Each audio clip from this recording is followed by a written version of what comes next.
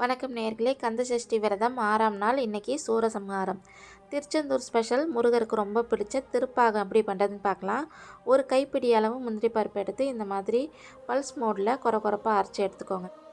1 cup கடலை மாவு எடுத்து பச்சை வாசம் போகிற வரலும் நல்லா வறுத்து எடுத்துக்கோங்க.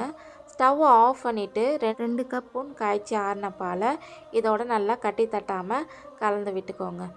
அதுக்கப்புறமா ஸ்டவ்வை ஆன் பண்ணிவிட்டு நல்லா திரண்டு வந்த பிறகு 1 கப் நாட்டு சர்க்கரை, நீங்கள் வெள்ளை சர்க்கரை கூட சேர்த்துக்கலாம். நாட்டு சர்க்கரையை சேர்த்து நல்லா கலந்து விடுங்க. அதோடு நம்ம பொடிச்சு வச்சுருக்க முந்திரி பருப்பையும் சேர்த்துக்கோங்க. இடையே கொஞ்சம் கொஞ்சமாக நெய் விட்டு அல்வா பதம் மாதிரி திரண்டு வர வரலும் நல்லா கிளறி விட்டுக்கோங்க. இதோட வறுத்து வச்ச முந்திரி, பாதாம், உங்களுக்கு பிடிச்ச நட்ஸ் சேர்த்து இறக்கிட்டிங்கன்னா நம்மளுடைய திருச்செந்தூர் ஸ்பெஷல் திருப்பாகம் தயாராகிடுச்சு.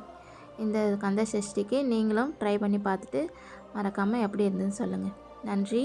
வாழ்க தமிழ், வாழ்க வளமுடன். உருகி சொல்லுங்கள் முருகனின் பேரை, நெருங்கி செல்லுங்கள் குமரனின் ஊரை.